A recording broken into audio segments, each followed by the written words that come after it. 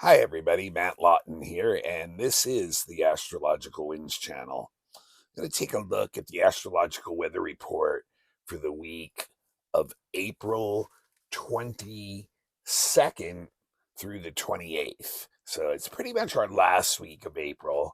Um, and there's one really big event for the week, and I'm going to mainly spend most of the time on this week, and that is our full moon in Scorpio at about 5 degrees, and it's in a fixed T square with Pluto. We also have Mercury going direct this week, and we also have a Mars conjunction with Neptune. So those are the main three things I'll be talking about. Just a little business first. The Astrological Winds channel is a free video blog that is available on YouTube. So if you have a YouTube account, you like what you see, please become a follower. That'll let you know when I post the blog, and make sure you turn your notifications on. And it has been a podcast for many years before it was a YouTube channel, which has been several years now too. And it's still available on podcast. So point is, you don't have to watch a video.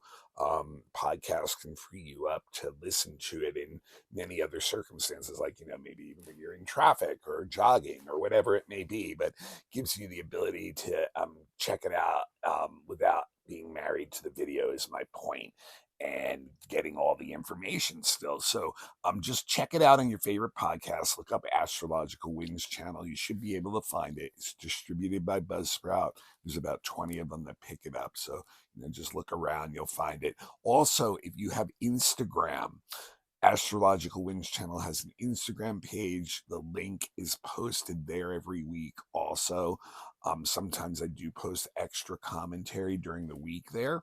That's only on Instagram. And also, it's available on my Facebook page. It's a private account if you want to friend me, Matthew with two T's, Lawton, Lauten, and I will approve that eventually, and it will show up on your newsreel. The best place to find it every week, if you don't have the YouTube account, though, is on my website, and that's www.astrologicalwinds.com. No channel, just astrologicalwinds.com, all one word. Um, and I embed all the blogs there. You can go back to past ones even. I have a calendar page there for each week. Also, the menu for all my professional services. I've been a professional astrologer for over 20 years. Would love to do your chart, would love to do a reading for you. I do all types, or if you have a group and you want some kind of astrology event or energy in that, check out my menu there. Get in touch with me. It doesn't hurt to open up a conversation. I have a link there directly to my email, which is matthure823@gmail.com. If it's out of your budget, I'll try to work with you, try to come up with some agreement. Can't hurt to open up a dialogue on that. And that's the best way you guys can support me. It's what I'm here for and meant to do. Been doing astrology a long time. Would love to do your chart or somebody else's that when they're ready for that.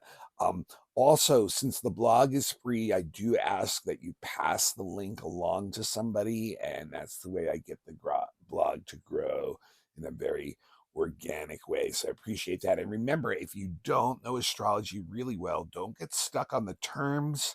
Listen to the interpretations, because the energy is affecting all of us every week. You don't really need to know the terms why, but in order to work with the energy, and you want to do that. So Tuesday is the big day this week. It's the full moon in Scorpio, and it's in a fixed T square with Pluto. So that means, full moon, as you guys have probably heard me say before, means the sun and moon are opposite one another, happens once a month, right?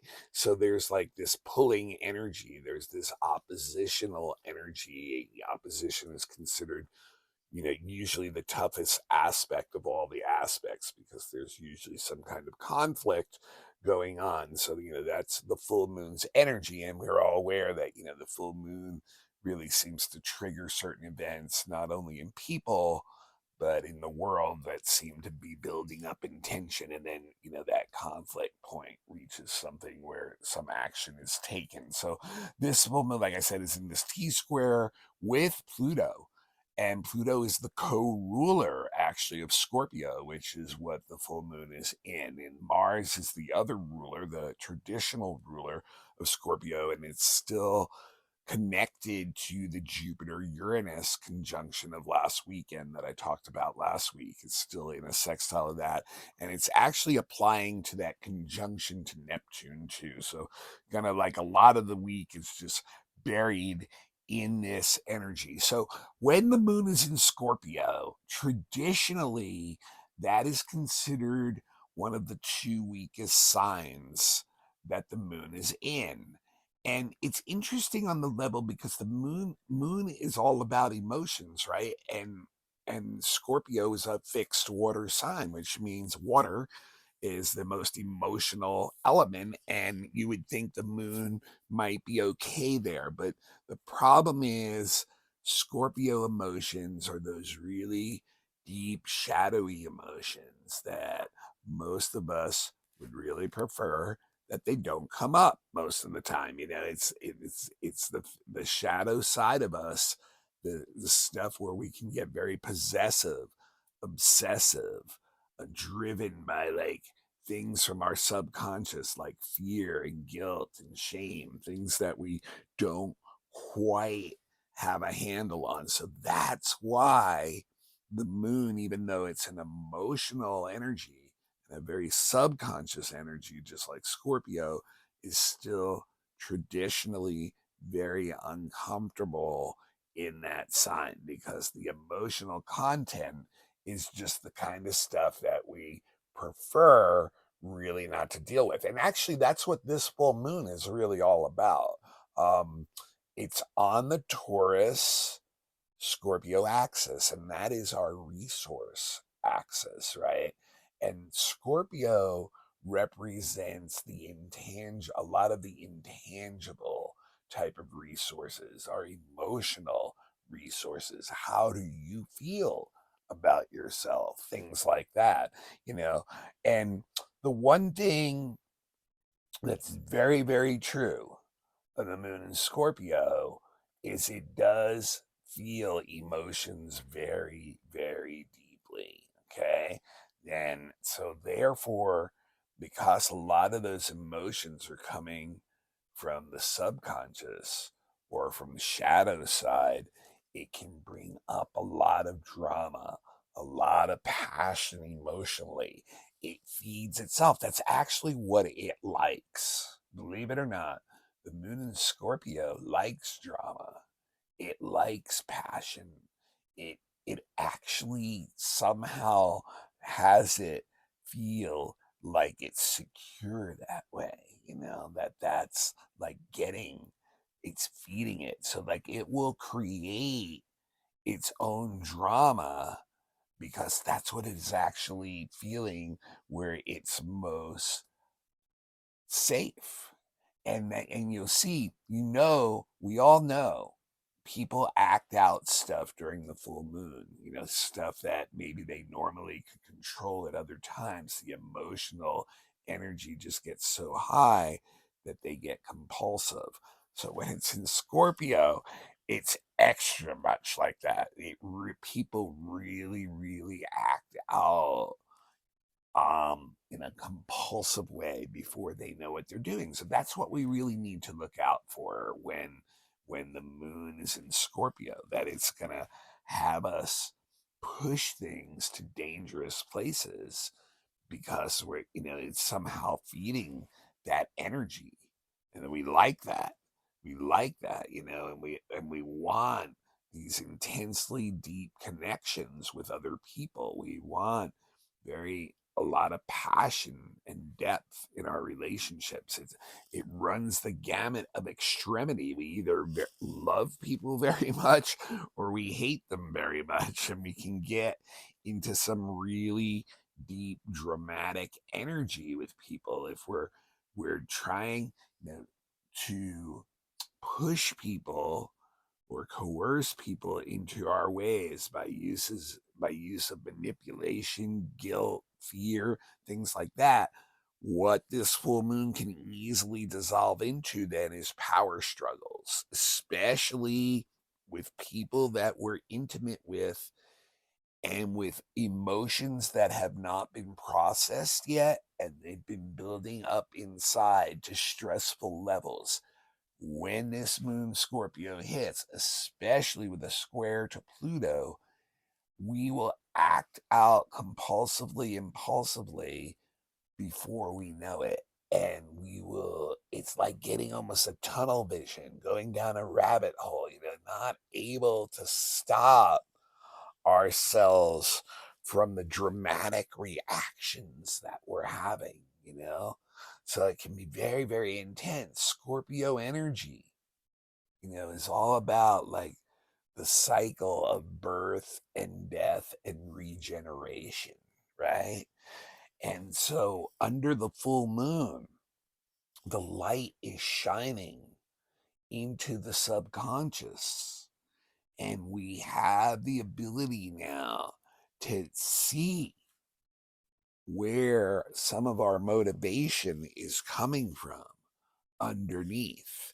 And we can see perhaps now the things that are pushing us to do some of the things we do. And now maybe we can start to let go of the older stuff that's making things more difficult for us, that we're trying to hold on to, that we're trying to power trip others or even ourselves or the situations around us with, and are constantly pushing us into games of manipulation with other people, feelings of jealousy, betrayal, which is one of the big trigger words, just falling into battles nonstop that have this emotional, deep intensity. So if we can see where that stuff is coming from, then we can start to take it and move it out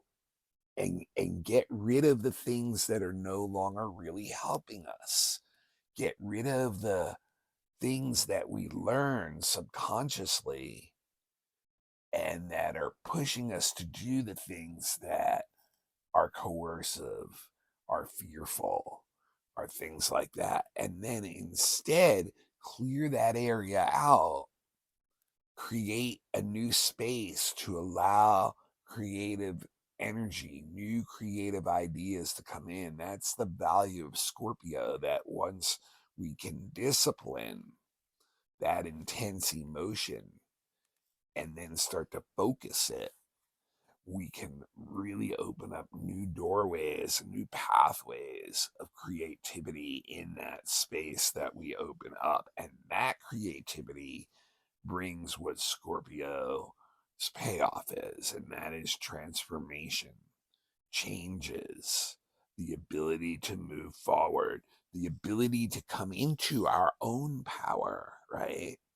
And not allow the power of authorities or the world or society to push us around through the subconscious, through the fears, through the manipulation, the secretive type stuff that goes on.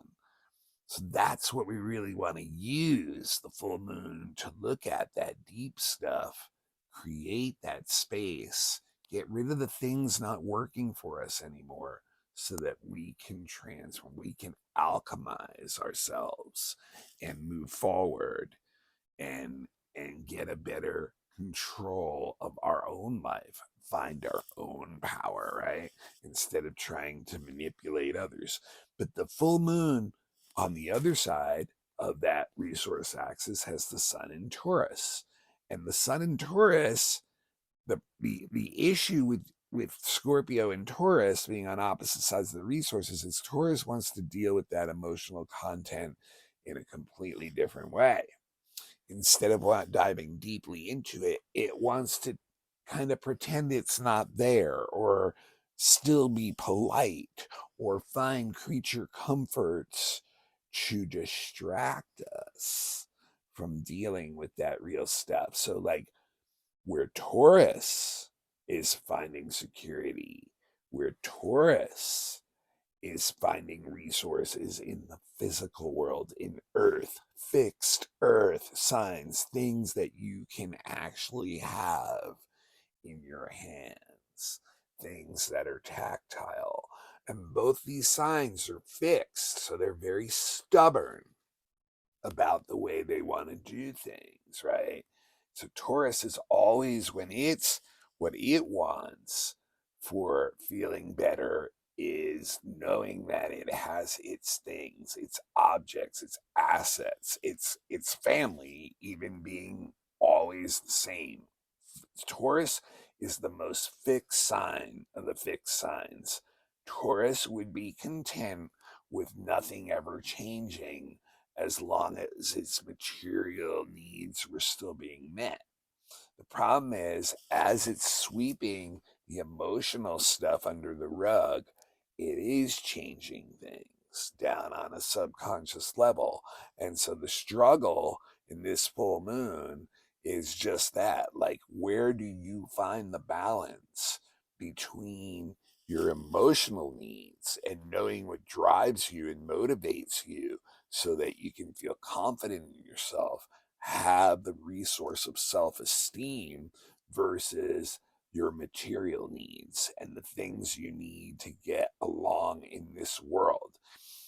You can have all those things, that Taurus side, and the Scorpio side is still going to chip away and bother you and make you feel like something is missing until you have that resource down too. So there's a lot, there's a lot of conflict between those things, and both of them, really are based in tradition, heritage, bloodline, trying to keep power within a traditional format, but it can really stir up some deep energy of power, energy of sexuality, energy of family and heritage, things like that, things that we desire, right? And then you get the square to Pluto, and that is just like I said, when it's squaring the moon and sun, it's literally like you are going to probably act out compulsively in some way before you know it, and can get very, very obsessive, can fall into that trap of trying to control everything around you and everyone around you. And it can get very, very intense doing things like that. So, and where it plays out the most will be in relationships, because Scorpio is the second relationship side of the chart.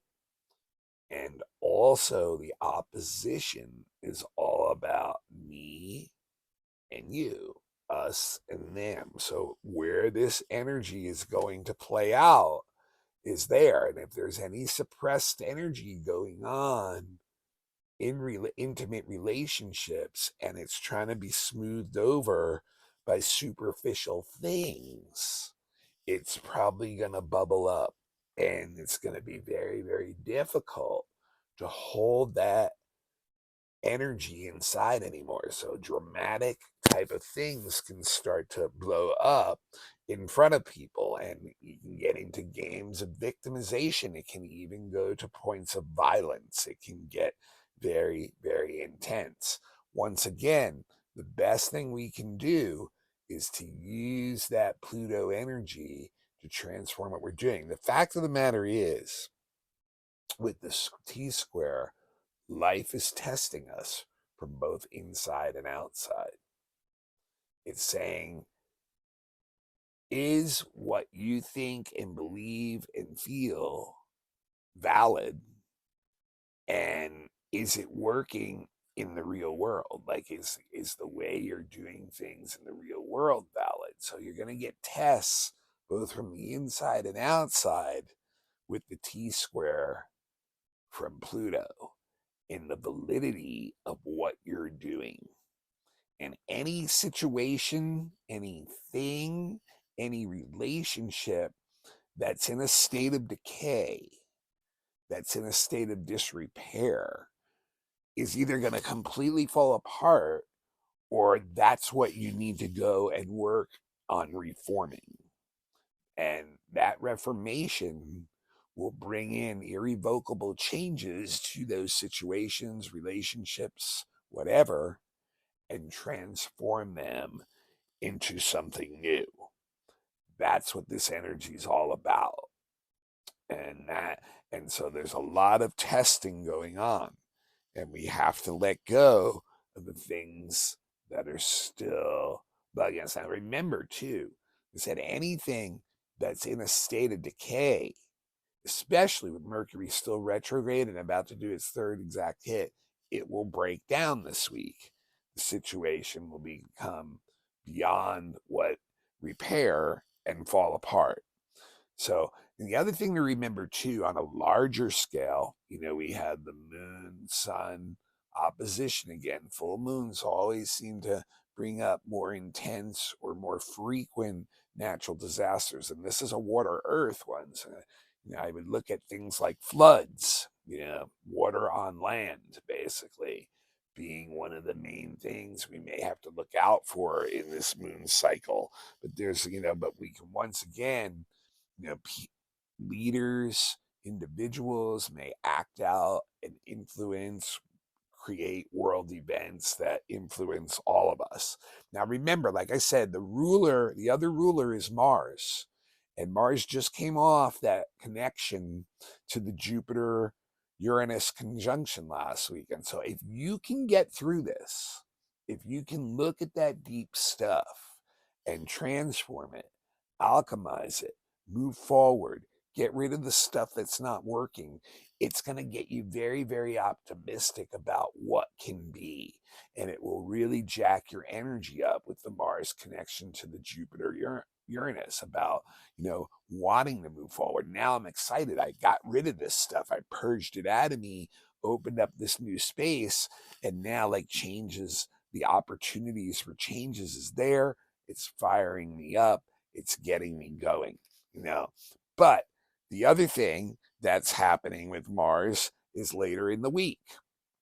It will do an exact conjunction to Neptune. So that's the applying aspect that Mars is making. And we have to be really, really careful with Mars Neptune. This is something that will take our energy away. And especially if things